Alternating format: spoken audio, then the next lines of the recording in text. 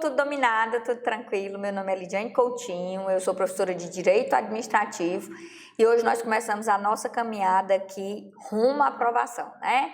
Vamos trabalhar aqui com Direito Administrativo e vou mostrar para vocês todos os segredos dessa matéria maravilhosa, tá bom? Antes da gente começar efetivamente a falar sobre Direito Administrativo, nós vamos dar uma passeada em teoria geral para que a partir daí você entenda o Direito Administrativo, tá bom? Então vamos lá. Vou começar aqui a linha de raciocínio. A gente começa aqui a nossa linha de raciocínio, pela ideia de Estado, tá? O que é o Estado? O Estado é uma sociedade politicamente organizada, composta de alguns elementos. Então, nós vamos começar aqui a estudar os grandes pensadores e o que é que eles acham desse Estado. Para um grupo grande de estudiosos, esse Estado, sociedade politicamente organizada, ele é composto de 3 elementos: o elemento povo, o elemento território e o elemento governo, que para alguns é chamado de soberano ou soberania, né? Então eu tenho a ideia de povo, território e governo, que traz a seguinte linha de raciocínio: eu tenho um povo num determinado território com o seu próprio governo, com as suas próprias leis, tá? Mas preste atenção no que eu vou lhe dizer. Para um grupo menor de estudiosos, que nós vamos passar a chamar aqui de doutrina minoritária, além dos elementos povo, território e governo, nós teremos aí um 4º elemento, que seria o elemento finalidade. Vou colocar com asterisco para você sempre associar a ideia de asterisco a discussões doutrinárias, tá? Então, na sua prova, a sua banca pode cobrar: são elementos do Estado povo, território e governo, ou povo, território, governo e finalidade. O mais comum de vir na banca, vir na sua prova, é povo, território e governo. É o que se usa no que nós chamamos de doutrina majoritária. Então, o Estado é uma sociedade politicamente organizada, composta pelos elementos povo, território e governo e, para alguns, finalidade. Esses mesmos estudiosos, eles começaram a discutir sobre essa atuação do Estado. E um primeiro estudioso aqui que nós vamos falar, ele entendeu que para esse Estado funcionar, seria necessário dividir funções dentro desse Estado. Acontece que esse estudioso, ele vai viver numa época que uma só pessoa desenvolvia todas as funções, o famoso rei. Então, o rei ditava as regras, o rei administrava e o rei julgava. Não ia adiantar muito dividir essas funções. Tempos depois, um outro grande estudioso chamado Montesquieu, ele vai consolidar essa linha de raciocínio trazida pelo primeiro estudioso Aristóteles. Mas a consolidação de entendimento vem com Montesquieu, que já viveu numa época totalmente diferente. Então, Montesquieu, ele vai defender essa divisão de funções e esse entendimento vai começar a ser adotado pelos países, inclusive aqui no Ocidente. O Brasil adota essa linha de raciocínio. Então, nós vamos ter aqui a análise que, para que esse Estado conseguisse funcionar direito, seria necessário fazer uma divisão de funções. E surge aqui a famosa tripartição de poderes, a ideia de poder executivo, a ideia de poder legislativo e a ideia de poder judiciário. Como eu já disse, adotada aqui pelo Brasil. Isso vai aparecer para você na nossa lei maior, que é a Constituição Federal, logo nos primeiros artigos. Vou mostrar isso aqui para você, ó. Preste atenção. Pronto.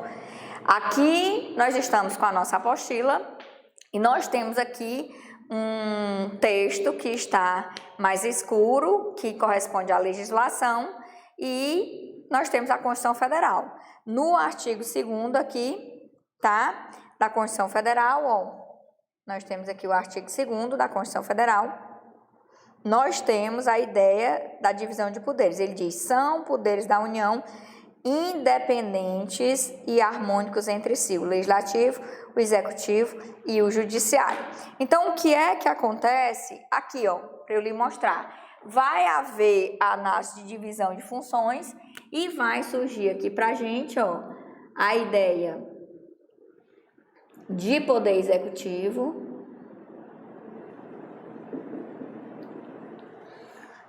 a ideia de poder legislativo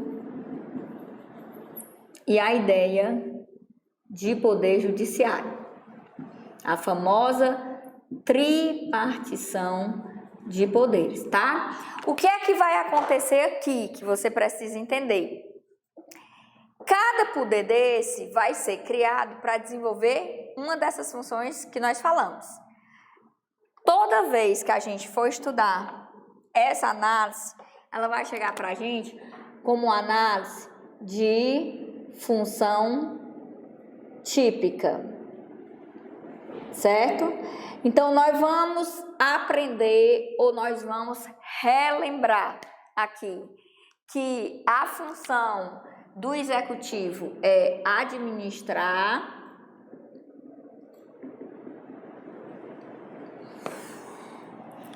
a função do legislativo é legislar e fiscalizar, e a função do judiciário é julgar. Então, nós temos a análise de funções. Só que o que é que você precisa lembrar?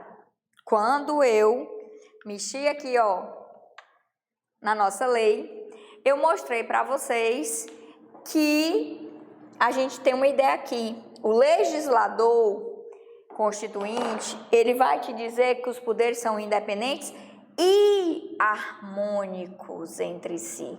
Então, eles são independentes e harmônicos entre si. Isso quer dizer o quê? Que essa atividade não é engessada. É possível que haja uma autorização e que um poder saia da sua função e vai desenvolver a função do outro poder. Toda vez que isso acontecer, nós vamos chamar isso de função atípica, tá? Então, nós vamos ter aqui uma ideia de função atípica. Você já viu a ideia de função típica, e aí nós vamos ter uma ideia aqui de função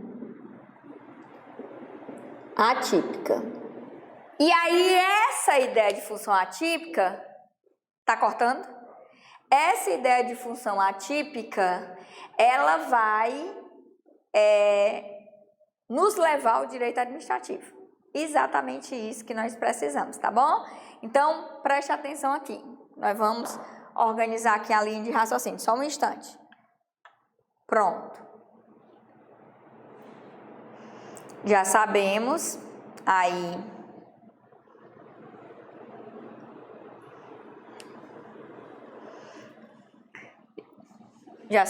a ideia de função típica e de função atípica. Já foi resolvido aqui nosso problema. Presta atenção.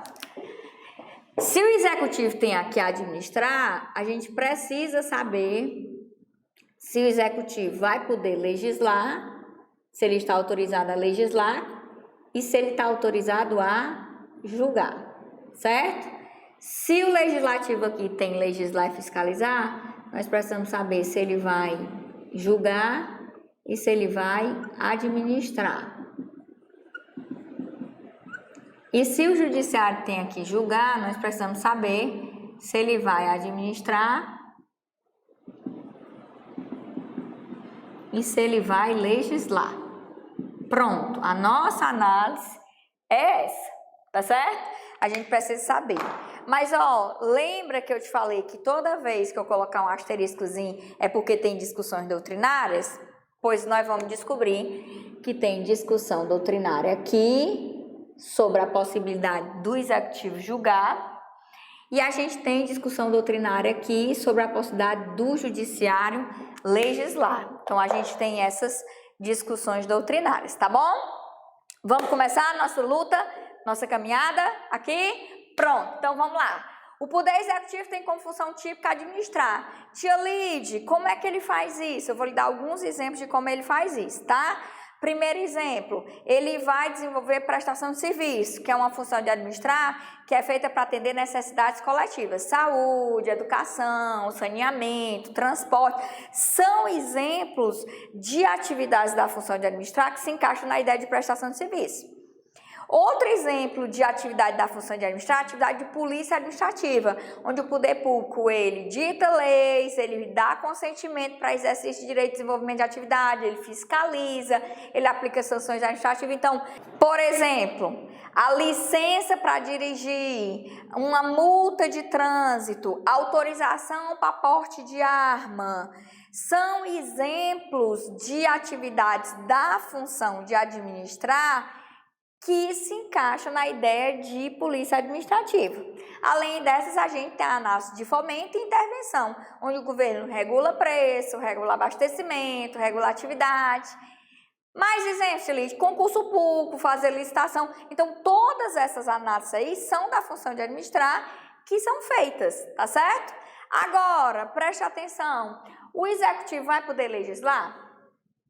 Sim ou não? E vai poder julgar? Sim ou não? Vão entender isso aqui? Vamos lá. Olha o que eu vou lhe mostrar aqui, tá? A função de legislar no Brasil, ela é desenvolvida de forma típica pelo Poder Legislativo. Ok? Ela é desenvolvida pelo Poder Legislativo.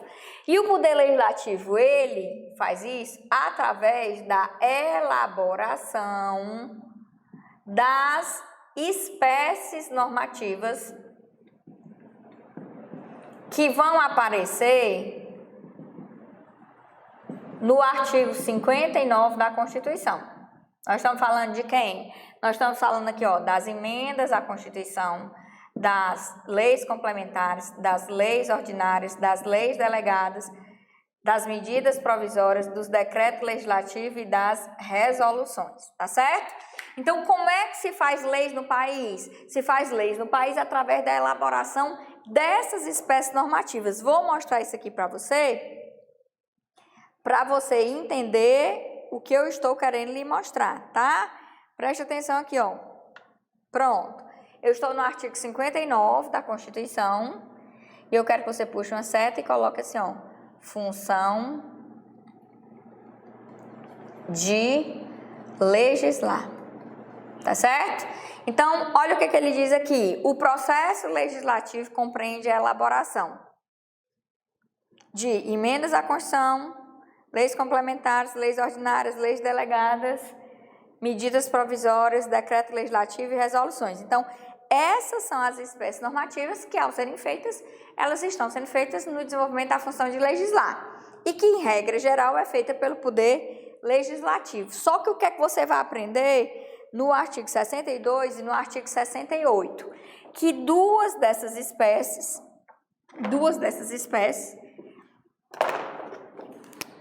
a lei delegada e a medida provisória, elas não vão ser feitas pelo Legislativo, elas vão ser feitas pelo Executivo, autorizado pela Constituição Federal, no desenvolvimento da sua função atípica de legislar. Então, sim, a Constituição Federal autoriza o Executivo a desenvolver a função de legislar, função atípica de legislar, quando da elaboração de leis delegadas e edição de medidas provisórias. Tia Lide, isso está na Constituição Federal? Claro que está. Vou lhe mostrar agora. Presta atenção. Não fique desorientado, viu? Pelo amor de Deus. Então, eu tenho aqui, ó, artigo 62 e artigo 68. Você vai fazer assim, ó. Função atípica de legislar do Executivo.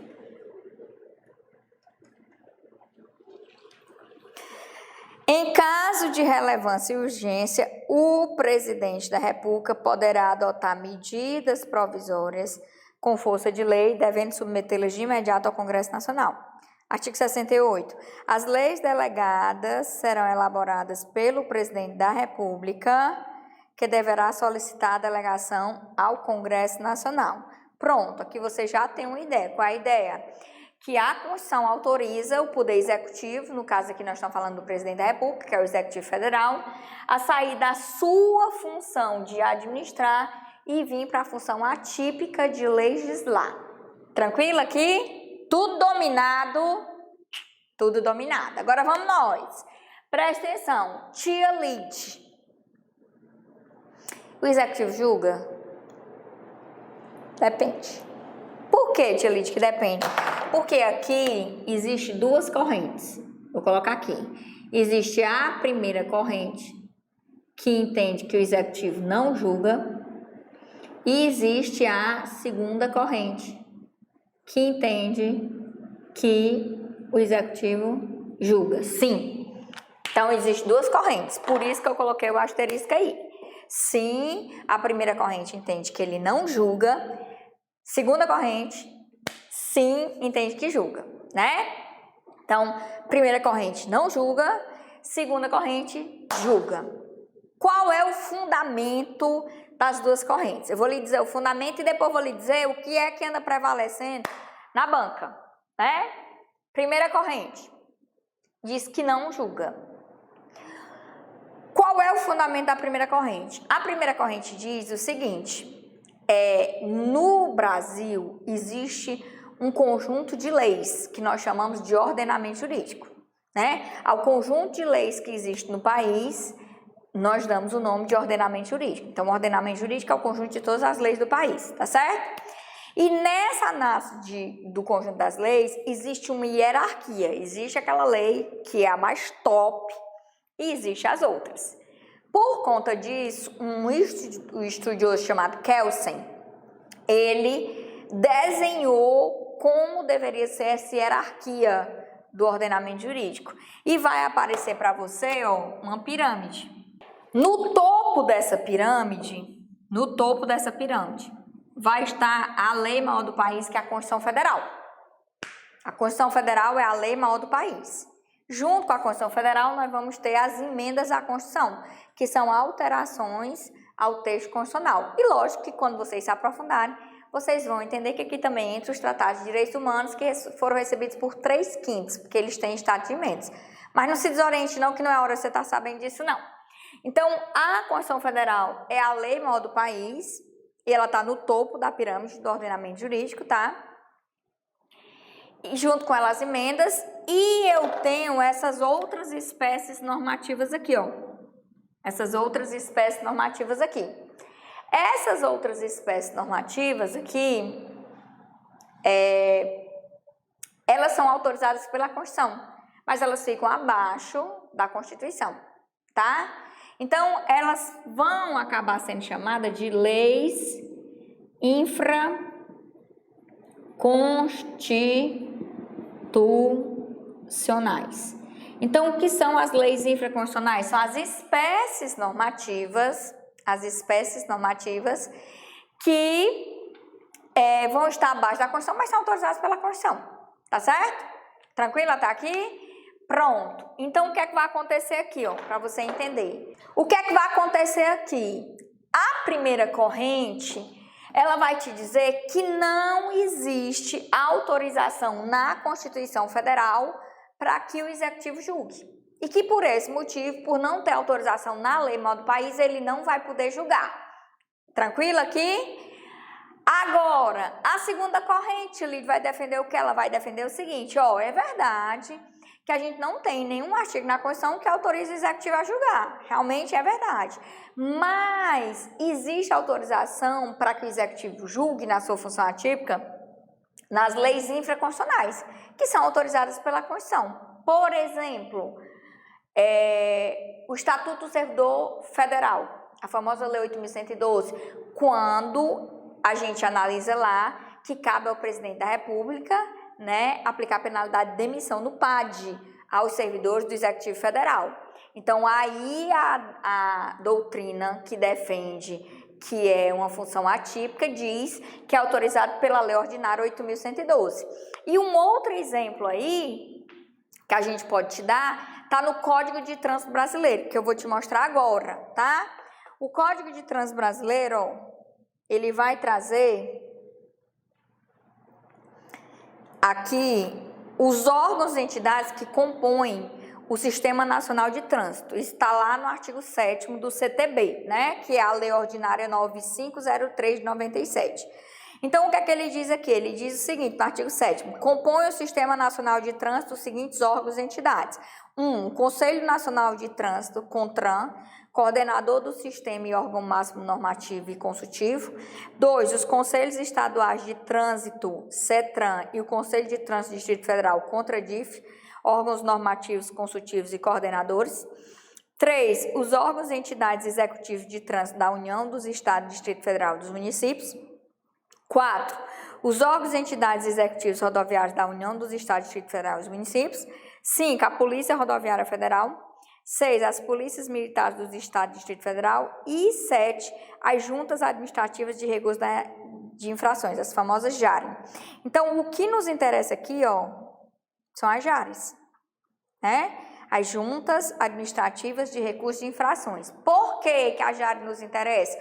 Porque o artigo 17 vai falar das competências da JARES. Lembre-se que eu estou falando de estruturas, de órgãos e entidades que estão aí dentro da análise do executivo, né? Ou são subordinados ou são vinculados. Então, quando ele fala da JARES, ele traz 3 competências no artigo 17, né? Quando o legislador fala da JARES. Então, o artigo 17 diz, compete às JARES, 1. Julgar os recursos interpostos pelos infratores. Pronto, chegamos no ponto. Qual é o ponto? A Lei Ordinária 9503, ela autoriza a JARES sair da sua função de administrar e vir para a sua função de julgar, que é quando ele julga recursos interpostos pelos infratores. Isso tudo segundo a segunda corrente, né? Eu estou mostrando para vocês o fundamento da segunda corrente. Porque a JARES, além dessa competência, tem solicitar aos órgãos e entidades executivos de trânsito, executivos rodoviários informações complementares relativas aos recursos, encaminhar aos órgãos e entidades executivos de trânsito e executivos rodoviários informações sobre os problemas. Então, aí são as competências. Então, a segunda... Pronto, apareceu, né? A segunda corrente diz o seguinte, realmente a autorização para o Executivo julgar não está na Constituição Federal, mas aparece em leis infraconstitucionais. Pronto. Então, você tem 2 correntes que defendem 2 coisas diferentes. A primeira corrente diz que não, o Executivo não julga, e a segunda corrente diz sim, o Executivo julga. E os fundamentos você já conhece. Agora, Tia Lídia, eu quero saber o que é que anda prevalecendo na banca. Pessoal, anda prevalecendo na banca